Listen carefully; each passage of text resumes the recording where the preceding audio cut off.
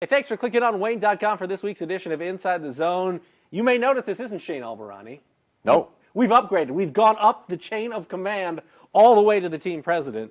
Michael Franke joining us. Is that up the chain? I believe it is. Okay. I believe it is. All right. I think you're writing the checks to Shane Albarani. I signed them. Signed them. Yes, okay. I signed them. Back them to a certain degree. That's right. As far as this goes, kind of a special year for the Franke family. This is the 30th year that you guys have owned the Fort Wayne Komets. So I kind of want to go through the genesis of how it came to be, because people love to tell the story about how the Komets basically, they were on the way out, right, and you guys essentially saved them, and it's become and was and still is an institution in Fort Wayne. Really, thanks a lot to your family. Well, it was good timing. Back in the summer of 1990, the previous owner decided that Fort Wayne wasn't where he wanted to be. He moved the team to Albany, New York. We were able to grab another franchise in the league out of Flint, and we bought that from the league. And really, it was pretty slick the way the league set the whole thing up, because we really didn't miss much from the standpoint of timing. And maybe at the end of the day, with the threat of the team leaving, maybe that ended up being a positive for the community to not lose the team. What was the immediate reaction from people in the Fort Wayne community? Because I mean, you guys have grown up here. This right. is, you're a Fort Wayne family. What was the reaction from the people that knew Komets hockey inside and out, and were, I imagine, just glad to have it still here? They thought we were nuts. No, seriously. Has that changed at all? No, kind of. My mother was very upset about it, and so she was like, "Well, you guys have good jobs, and what are you doing?" And but we had a feel that the fans had not felt like they were getting a fair shake the previous several years. And when you were out in the hallway at the games, everybody was talking about, "Well, do you think they're going to be back next year?"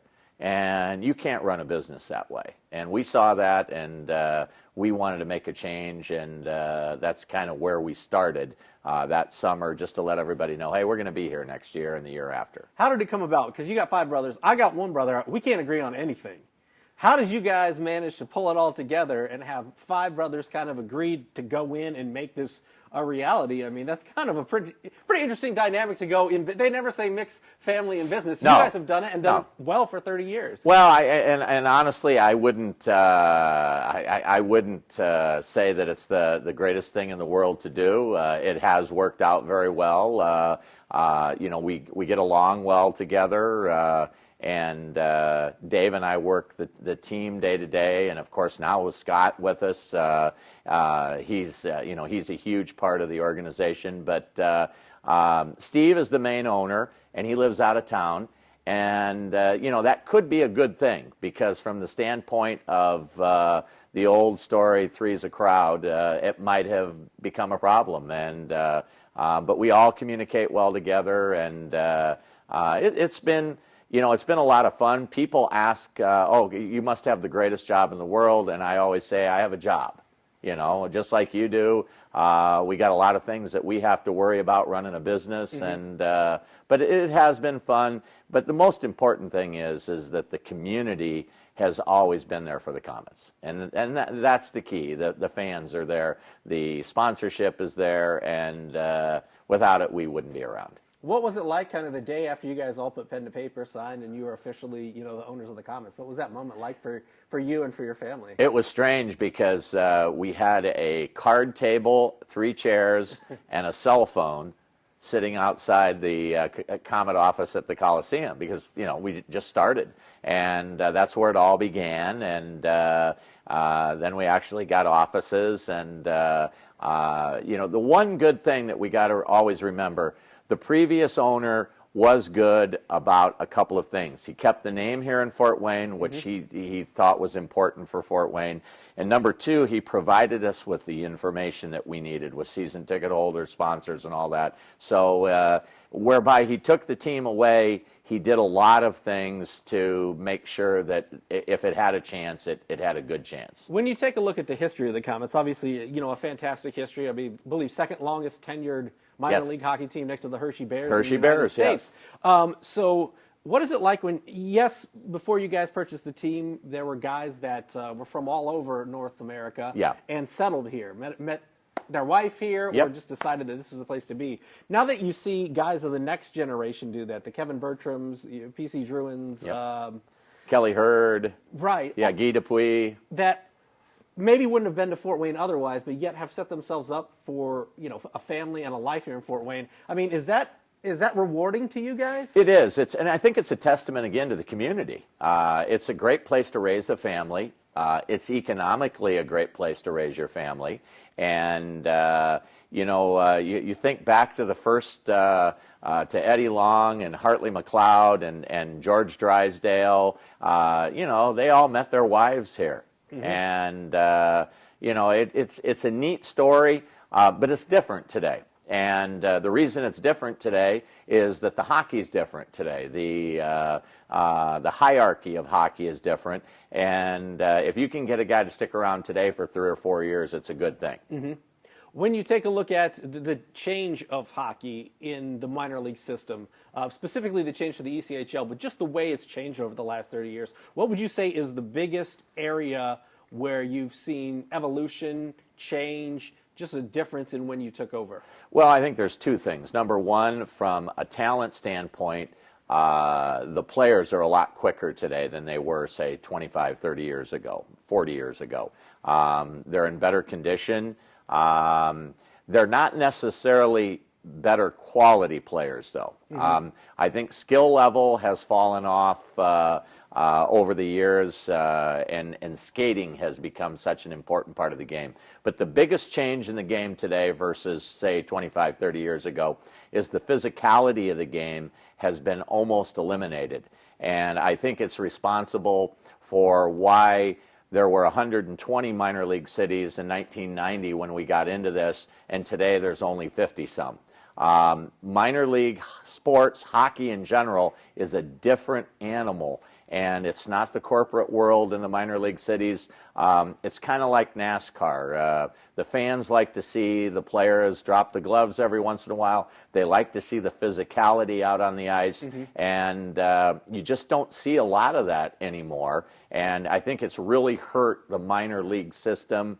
And I don't see it changing anytime soon because this is what's being taught in junior hockey, college hockey, and everything else. So it's unfortunate. So you kind of got to do a lot of different things to draw fans today. Switching gears a little bit, Steven, is he the guy mostly involved with the Midwest Glove Company? He is Midwest Gloves. Out yes. in Chillicothe? Chillicothe, Missouri. I have been through there and seen the plant. Have you really? I have, on my way to go see some family out in the Kansas City area. We drove right through. Sure, absolutely. Yeah. Yes, he's been there for almost 30 years. And now, what was the story behind him? It was like your uncle, he was blind? Yes, so tell us that our story. Uncle Robert and our Aunt Blanche, which is my father's middle brother, he was involved in an automobile accident when he was a young man. And back when this happened, there were no antibiotics. And he got an infection. He lost one eye. He got an infection in the other eye through the accident, and he lost his sight. And my mother and my father lived in the Franke family house, and they kind of took care of Uncle Robert. And my mother knew that he needed to keep busy somehow because, mm-hmm. He was blind, he was a young man, he had his whole life ahead of him, and he was not in a good way. So she saw an ad in the paper one day that the Indianapolis Glove Company was looking for a rep in Fort Wayne. So she set it all up to get him an interview, and they went down to Indianapolis, and she promised that she would help him do all the bookkeeping and everything. So over a course of years then, he needed a driver because, of course, he couldn't drive. Sure. And all of the brothers drove him around through the years, and all my cousins drove him around through the years. And he was the glove and broom guy in Northeast Indiana, Northwest Ohio, went to all the feed mills from all over the place. And my brother Steve was one of his drivers, one of his main drivers as he got older. And my Uncle Robert got Steve his first interview with the glove company, and that's where it all started for Steve. And my uncle was in that business for 35 years. And you were telling me, I think it was you, it might have been Dave, about how he knew the gloves inside and out because he was blind. He could tell you how many stitches. Yes. I mean, it's kind of an interesting genesis to how this all kind of came to be. In a way, it's the beginning. It really was, and he was incredible from that standpoint. Of course, your other senses pick up greatly when you lose one, and he knew everything inside and out. He knew that there were a dozen gloves in that box and 9 in that box. He could remember everything. Towards the end, when I drove him around, we'd go to little cities in Ohio, and we'd get there, and he'd say, well, the first light, you're going to take a right, and then another right, and there's a nice little restaurant there, and we'll have lunch there. And he was right on. And my aunt was blind, too. So there were a couple that were married all those years and they never saw each other, which was, and they lived on their own. They took care of themselves. That's amazing. And we always used to tease my aunt that, oh, you're lucky you can't see because Uncle Robert's a pretty ugly guy. I was going to say, my wife probably would think that would be a good thing on our end. Now, speaking of some other stories, a lot of people don't know this, but back in the day, you were a Wayne TV intern before you went on to a career at WoWo. That's right. I interned here under Tony Ventrella, and who was the sports director, who later went on to Seattle and was out there. I don't know. I think he's retired now, but he was out there for decades as a sports director. And we had a great time. It's where I learned the business.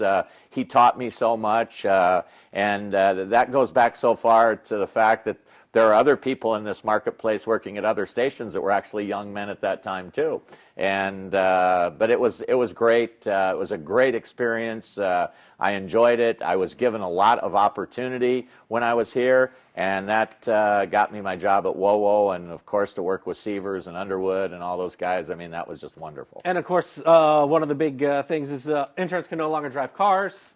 Yeah, they can no longer drive the Wayne TV vehicles because they let me take those vehicles everywhere. And I never did anything wrong, but I think the new news director came in and said, well, wait a minute, I think this guy's doing work that other people should be doing. That doesn't sound like Wayne TV. It doesn't? Sloughing other work off on other people and get it done for free? No. No, it was enjoyable, though. When you take a look at this year's team, obviously a big transition for you guys. Gary Graham was a Fort Wayne guy. Yep. He had been here, I believe it was 6 seasons with Gary. Yep. So I know you guys didn't take it lightly to make that change. No, not at all. To Ben Boudreau. Obviously, Ben has connections with Bruce, who now is available. I don't know. Yeah, that's right. Maybe yeah. slide him in there as a My gosh, if you wait long enough, everybody gets fired, I guess. Exactly. But what has the transition been like, and how does that affect maybe what you guys do in the front office? Because it doesn't get done without your guys' stamp of approval, and obviously it signals a change in the direction of the franchise. So what was that process for you guys going through on the front end to make that happen? Well, the first decision was with Gary. Gary did a great job for us. He worked for 6 years for us as an assistant and a head coach. Actually, he was with us for 8 years as an assistant, too. So he did a super job for us, but it came apparent that maybe he had been here too long, not only from the perspective of being a Komet coach and how that affects the Komet organization, but also for him. He was to that point where I think he was pigeonholed as a Komet coach, and if he was ever going to do something, it was time to move on. So we made that decision. We interviewed a number of people. Ben, of course, was his assistant. We hired Ben, and it was, a decision then, okay, what do we do with the affiliations? We went, we re-upped the Vegas affiliation, and then we did they're not supposed to call it a secondary, but a working agreement with LA Kings. And Robbie Laird. And Robbie Laird, former Komet player and coach, a Hall of Famer, is with the King organization. And we anticipated getting maybe 3 or 4 players from them.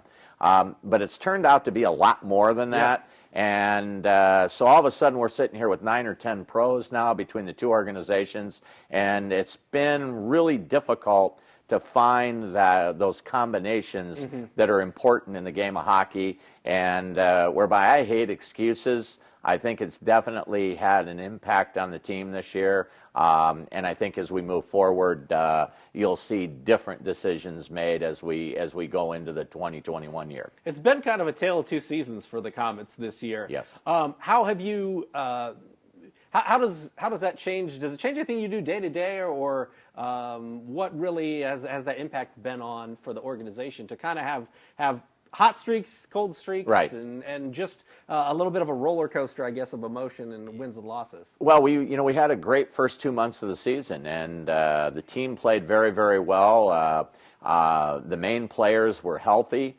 Saint Amant was healthy. Shaw was healthy, and those guys they're the straw that stirs the drink for the Komets. And when you're missing them, that's a problem. And so that's been a problem for us. When we lost both of those guys, and then you add the influx of all the other players, I think we have a real continuity issue, and you've seen that over the last 2.5 months. The team has just not played consistent hockey for 2.5 months. We have a hard time playing 60 minutes, and it's been very, very frustrating for everybody. And we're trying to get things honed in again.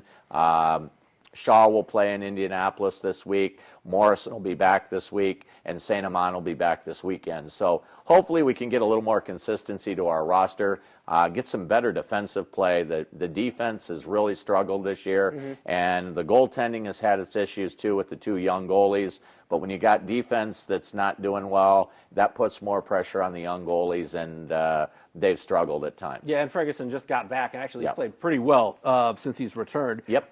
When you take a look at a week like this, you got 3 out of the 4 games at home. An odd kind of Tuesday morning game, Yeah. followed by a Wednesday night game back up here. But when you take a look at the ECHL attendance numbers, I haven't looked at this past weekend's, but you came into last week number 1 in attendance. Really Right. had just come off that Saturday night game against Tulsa, I believe. The 10,000. Yeah, where you guys had set a new attendance record. So even though we've talked about how it's kind of been uneven in terms of the production out there on the ice, to have the city and the fans back you and to be setting attendance records, I mean, what does that mean to the organization as Well, it's, I've always said this, and it has nothing to do with our organization or our family, but the Komet fans are fantastic. They always have been. They've always been there. Even when they weren't being treated well, they were still drawing okay back in the late 80s. And but they're just fantastic. And I think Komet fans have been responsible for kind of the genesis of sports in Fort Wayne over the last 25 years, because there was a feeling of confidence with the people that were looking at putting a basketball team in or a baseball team to say, okay, well, the fans support the hockey team. Maybe they'll support the baseball team too. Maybe they'll support the basketball team. An anchor for It's those. an anchor. It's working, and I really think that has been a key. And Komet fans are the greatest. Generations of Komet fans. We're 3-4 generations deep now. 68 years into this thing, and it's just a testament to their loyalty. All right, to wrap things up, 30 years of Franke ownership for the Komets. What do the next 30 years look like? Well, probably be dirty. There'd probably be a lot of dirt on me. No, I think it's something that we concern ourselves with, because I'm the youngest one, and I'm not young, and there's really nobody behind us in the family that has any long-term interest in any of this. Scott is a lot younger than us, which is a key. The staff is fantastic. So it'll be interesting to see what happens over the course of the next several years. Like anything, nothing lasts forever. And so we'll have to... in all truthfulness, it's a major concern for us right now. I mean, we worry about that, and we hope that when that time comes that we find the right fit. Well, we appreciate, the people of Fort Wayne appreciate everything that your family has done to make the Komets an institution here in Fort Wayne. So certainly have enjoyed talking to you and reliving some of those stories that I wanted to get clarified out there for everyone, right? Yes. Well, and again, mostly the interns here. I didn't do anything wrong. I tell them we don't. Yeah, you don't drive, baby. I did not do anything wrong See? that prevented interns from driving, but it is a liability issue. You understand now. I understand that completely. Well, we appreciate the time, and definitely thank you for the last 30 years. And like I said, the next 30 years, Komets fans are going to be enjoying it, hopefully, here in the Summit City. He's Michael Franke, and we'll be back on Inside the Zone next Monday on Wayne.com.